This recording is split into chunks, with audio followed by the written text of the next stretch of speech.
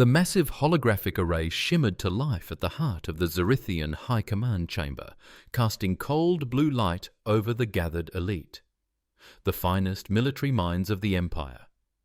Commander Vek'tal straightened the plates of his ceremonial armor and fixed his gaze on the slowly rotating image of a vessel adrift in the void.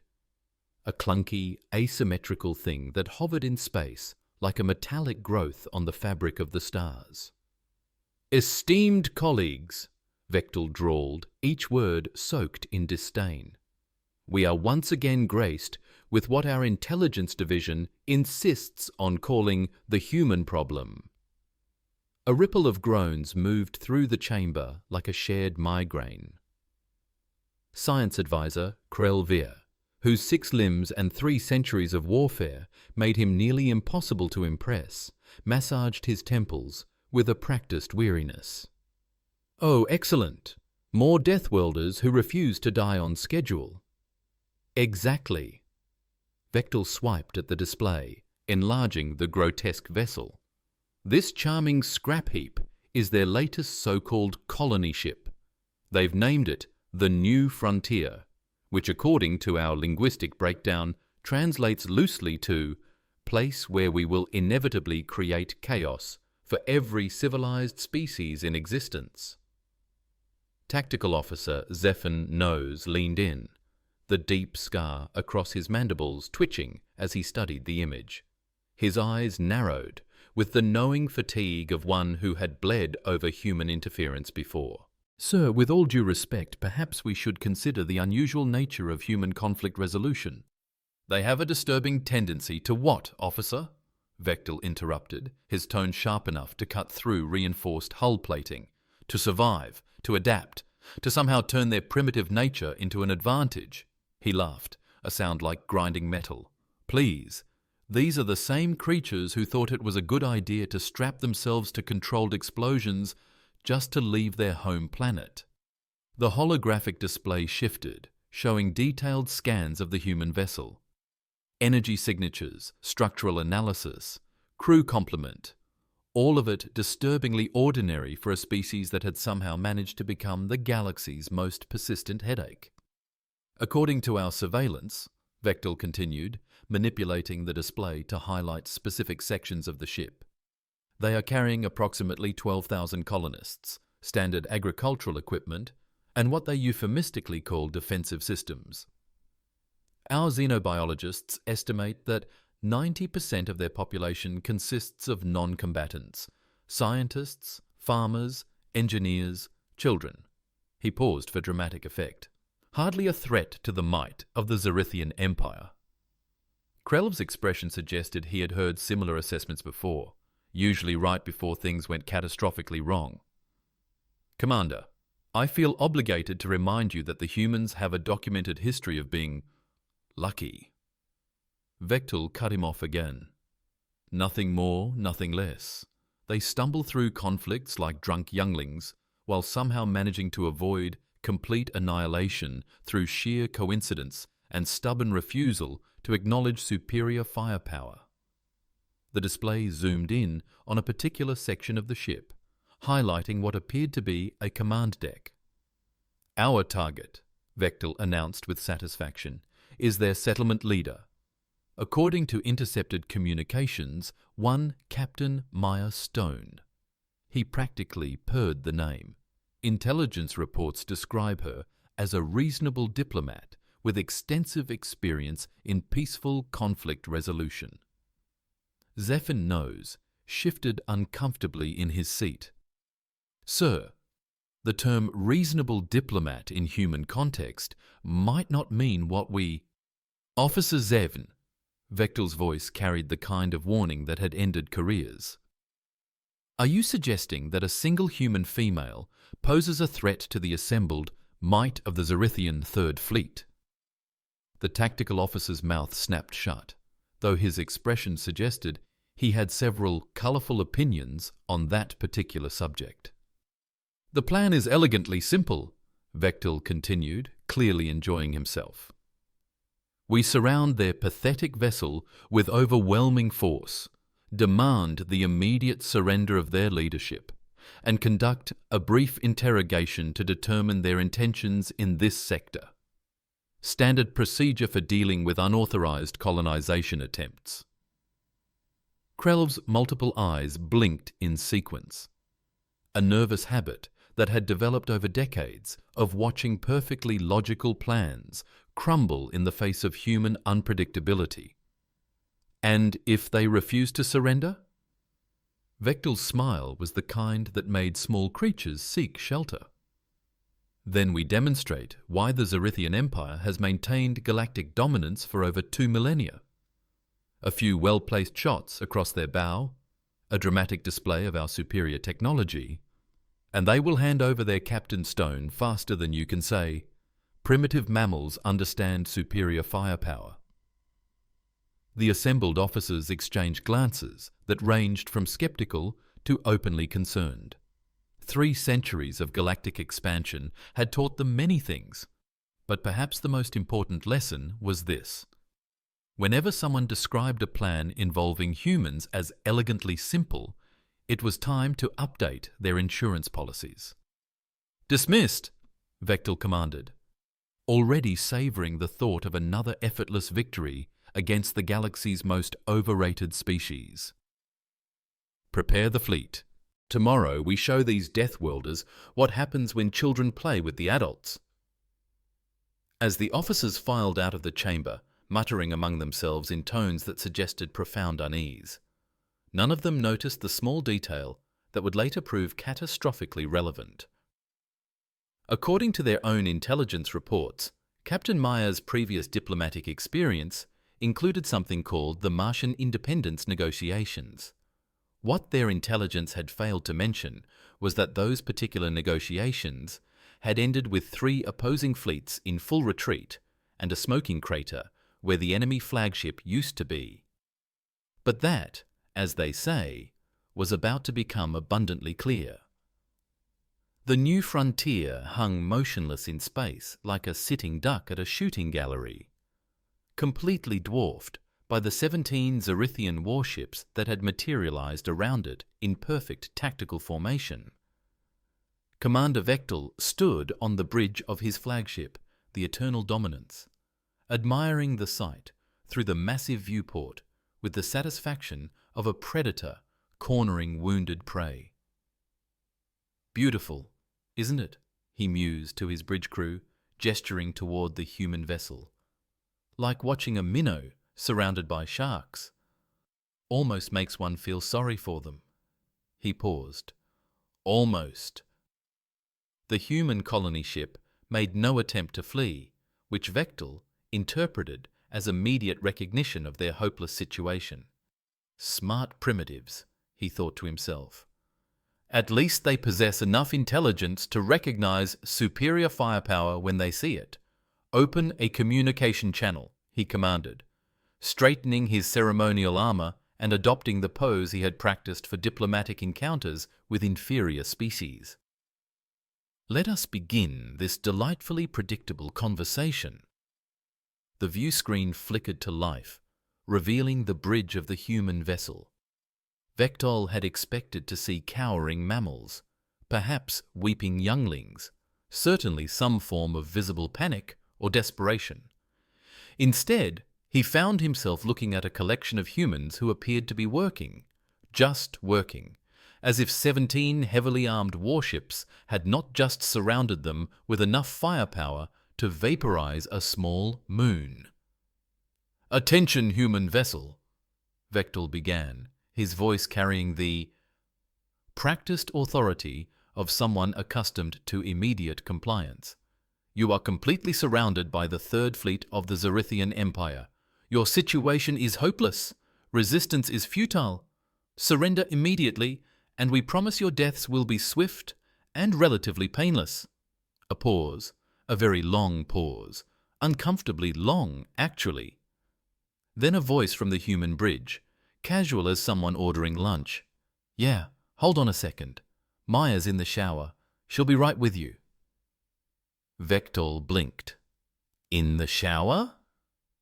He had just delivered the standard intimidation speech to what should have been terrified colonists, and their response was that their leader was bathing? "I beg your pardon," he managed. "Captain Stone," the same voice clarified patiently. "She's washing her hair. Should be done in about 5 minutes. You mind waiting? She gets really cranky when people interrupt her personal time." Zephyr Nose leaned over and whispered urgently, "Sir, perhaps we should—" "We will wait," Vek'tal announced through gritted teeth, though his confidence was beginning to develop some uncomfortable cracks. 17 minutes later, 17 minutes during which the humans continued their routine activities as if being surrounded by a hostile fleet was a minor inconvenience, Captain Maya Stone finally appeared on the view screen. Vek'tal had been expecting many things: a trembling diplomat, perhaps a defiant but ultimately doomed military officer, maybe even a religious leader prepared to beg for the lives of her people. What he had not been expecting was a woman who looked like she could bench press a shuttlecraft, whose idea of formal diplomatic attire apparently consisted of combat boots, cargo pants, and a tank top that revealed arms covered in scars, scars that suggested she had personally wrestled with things that had very sharp teeth. Her dark hair was still damp from the shower, pulled back in a practical ponytail, and her expression carried all the warmth of a supernova explosion. "Sorry about the wait," she said, settling into her captain's chair with the easy confidence of someone who owned the room, and possibly the entire star system. "I assume you're the ones making all the noise out there?" Vek'tal recovered his composure, though it required more effort than he cared to admit. "I am Commander Vek'tal of the Zorithian Empire. You will surrender your vessel immediately and prepare to be boarded for interrogation." Captain Stone studied him for a long moment, her expression unreadable. Then she leaned back in her chair and asked, in the tone of someone genuinely curious about the answer, "Why?" "Because," Vek'tal replied, his voice rising slightly, "you are completely outgunned, outnumbered, and surrounded by superior forces." Stone nodded thoughtfully, and the question hung in the air like a live grenade. Vek'tal felt his carefully prepared diplomatic strategy beginning to unravel at the edges. "And you will comply with our demands, which are, I get it, surrender." To accomplish what exactly? Vek'tal found himself in the distinctly uncomfortable position of having to explain the obvious to someone who should have been begging for mercy. To prevent the complete destruction of your vessel and everyone aboard. Stone's eyebrows rose slightly. And after we surrender, what then? Interrogation. Determination of your intentions in this sector. Standard imperial protocol for dealing with unauthorized colonization. Right. Stone nodded again, then asked conversationally, "And how's that usually work out for the colonists?" The question hit Vek'tal like a physical blow. In his centuries of military service, no one had ever asked him that particular question, primarily because most species possessed enough survival instinct to avoid inquiring about their own impending doom. "That is not your concern," he managed. "See, that's where you're wrong," Stone replied, her voice still maddeningly calm. "Because from where I'm sitting, you're asking me to hand over 12,000 people to folks who haven't exactly demonstrated what you might call a humanitarian approach to problem solving." The bridge of the eternal dominance had fallen eerily silent. Every officer present was beginning to realize that this conversation was not following the established script for dealing with primitive species. "Your compliance is not optional," Vek'tal declared, attempting to regain control of the situation. Stone's expression shifted almost imperceptibly, and suddenly the temperature in both ships seemed to drop several degrees. "You know what? You're absolutely right. Compliance isn't optional." She reached under her captain's chair and withdrew something that made every Zorithian officer instinctively take a step backward. It was a head, humanoid, but clearly alien, with the distinctive cranial ridges of an Exari warrior caste. Stone placed the head on her command console with the casual care of someone arranging flowers, and then looked directly into the camera with eyes that held all the warmth of deep space. "This belonged to the last guy who thought he could make demands of my people," she said conversationally. "Right before his fleet discovered that humans have very creative definitions of defensive systems." The silence that followed was so complete, it seemed to have physical weight. Stone leaned forward slightly, her gaze never wavering from Vek'tal's increasingly pale face. "So, here's my question for you, Commander. You want someone to surrender?" She gestured casually toward the severed head. "To who?" In that moment, Commander Vek'tal realized that his elegantly simple plan had just become significantly more complicated. The severed head stared at Commander Vek'tal with empty eye sockets, and for the first time in his illustrious military career, he found himself wondering if, perhaps, he had made what humans might euphemistically call a tactical miscalculation. That's impossible," he stammered, his voice carrying none of its previous authority. "Our intelligence reports clearly indicated that you are peaceful colonists." Captain Stone's smile was the kind that made seasoned warriors check their life insurance policies. "Oh, we are peaceful, absolutely peaceful, right up until someone threatens 12,000 civilians under my protection." She gestured casually toward the head. "Then we become significantly less peaceful." On the bridge of the Eternal Dominance, panic was spreading like wildfire through the command crew. Science advisor Krell Vier was frantically scanning his tactical displays, his multiple eyes darting between readouts that suddenly made no sense whatsoever. "Commander," he whispered urgently, "something is very wrong here. The energy signatures from their vessel, they're not matching our initial scans." Vek'tal kept his eyes locked on Stone's disturbingly calm face. "Explain." "The readings are fluctuating. Massive power sources coming online throughout their ship. Whatever that vessel is, it's not a standard colony transport." Stone must have been monitoring their communications, because her grin widened. "Oh, you're just now figuring that out? Wow! And here I thought the Zorithian Empire was supposed to be the smart ones in this part of the galaxy." "You're bluffing," Vek'tal declared, though his conviction was evaporating faster than atmosphere through a hull breach. "Am I?" Stone leaned back in her chair.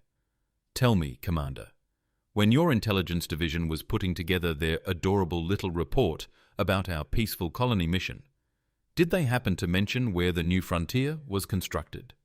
The question hit Vek'tal like a meteor strike. His intelligence reports had focused on crew composition, stated mission parameters, and cargo manifests, but the construction details... "The Armstrong shipyards," Krell Vier whispered, his face going several shades paler. "Oh, sweet cosmic void." "Commander," Stone finished helpfully, "the Armstrong shipyards are where humans build their military vessels, specifically their deep space combat platforms designed to look like harmless civilian transports until someone makes the mistake of threatening them." The tactical display on the Eternal Dominance began lighting up like a festival celebration, except instead of fireworks, each new light represented enough weaponry to level a continent. What had appeared to be standard agricultural and manufacturing modules were revealing themselves to be concealed weapons platforms, shield generators, and what appeared to be launch bays for craft that definitely were not agricultural shuttles. "Impossible," Vek'tal breathed. "Our scans detected no military hardware."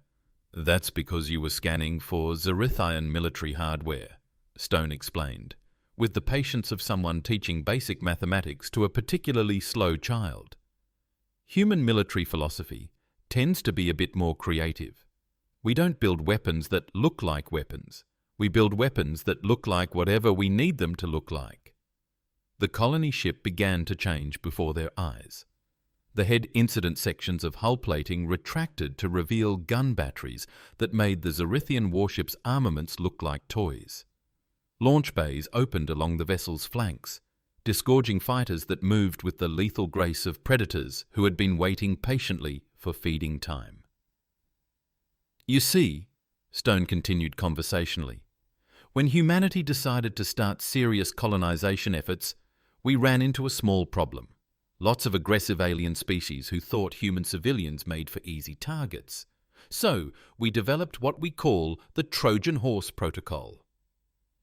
Zeph Nose was staring at his tactical readouts in horror. "Commander, they're jamming our targeting systems." "How are they jamming our targeting systems? Their technology is supposed to be primitive." "Oh, it is primitive," Stone agreed cheerfully. "Primitive, crude, and completely unpredictable, which, as it turns out, makes it really hard for your fancy computers to figure out what we're going to do next." Turns out, makes it really hard for your fancy computers to figure out what we're going to do next.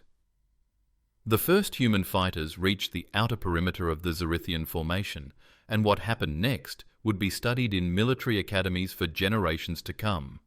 Instead of engaging in traditional fighter-to-capital ship combat, the human pilots did something that violated every known principle of space warfare. They started playing. They zipped between the massive Zorithian warships like insects. Not attacking, just being annoying. They painted graffiti on hull plating with their energy weapons. They transmitted music, loud, obnoxious human music, on all military frequencies. One pilot actually managed to spell out a profanity in scorch marks across the side of a destroyer.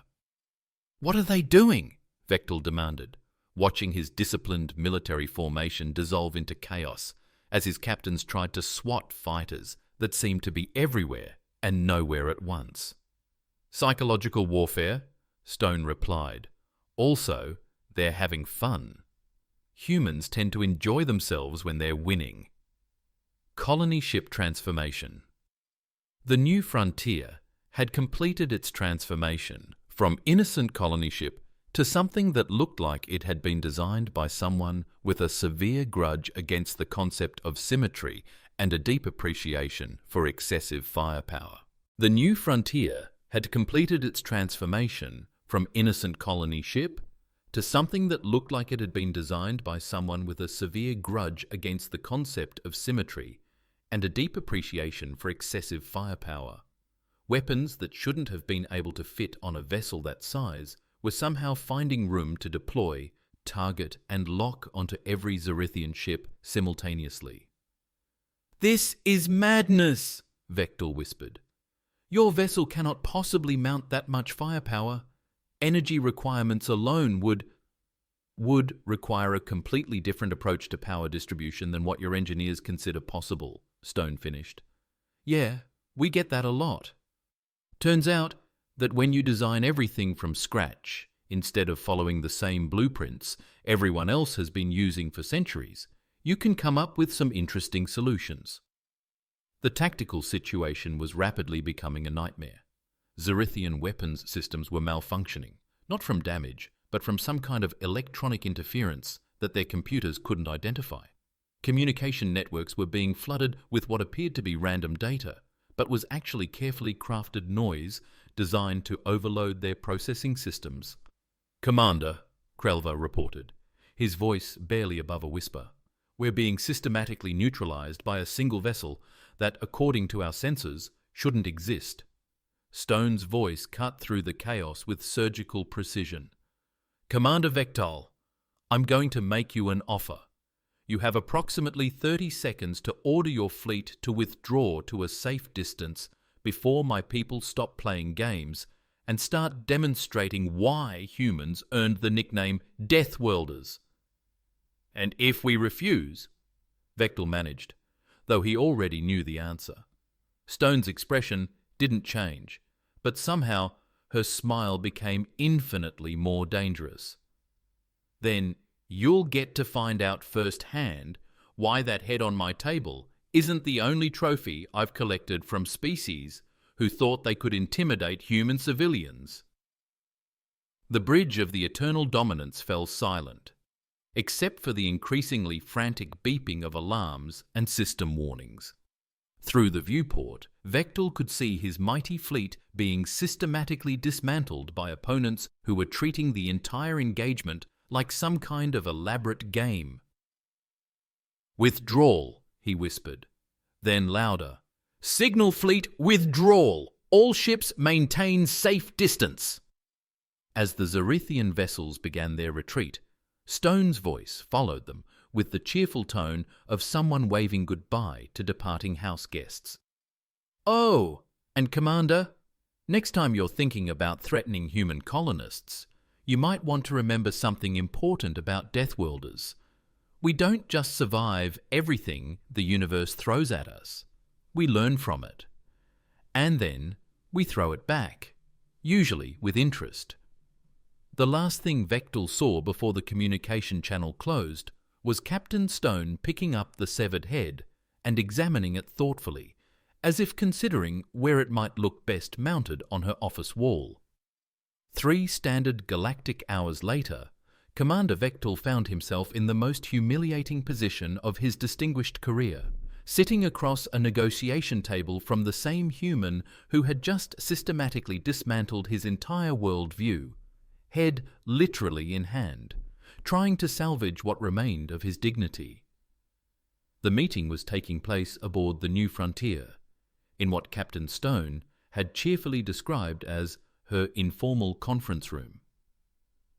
The severed head now occupied a place of honor on a nearby shelf, but was positioned so that its empty eye sockets seemed to follow the Zorithian delegation around the room like some macabre portrait.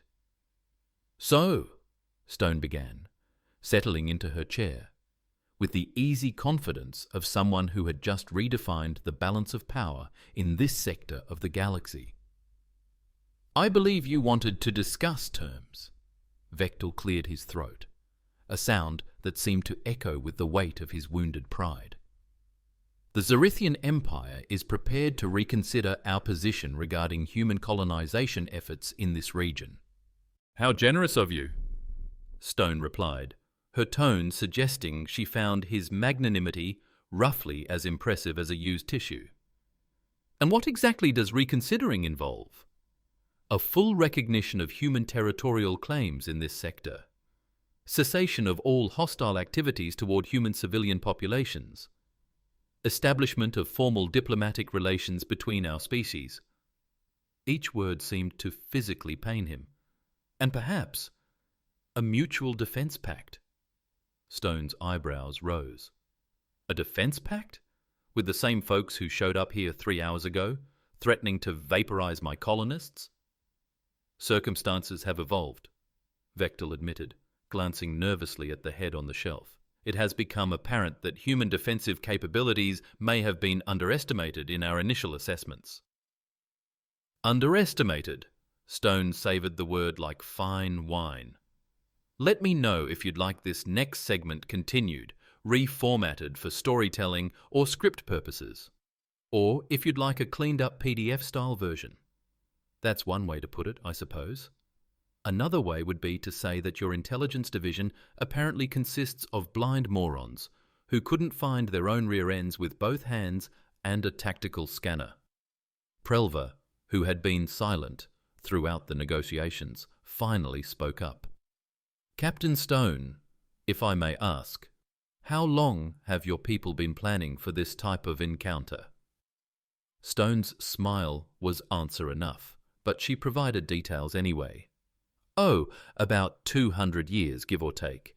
Ever since we first made contact with galactic civilization, Zorithian retreat, and realized that most species view humans as either cute pets or convenient targets.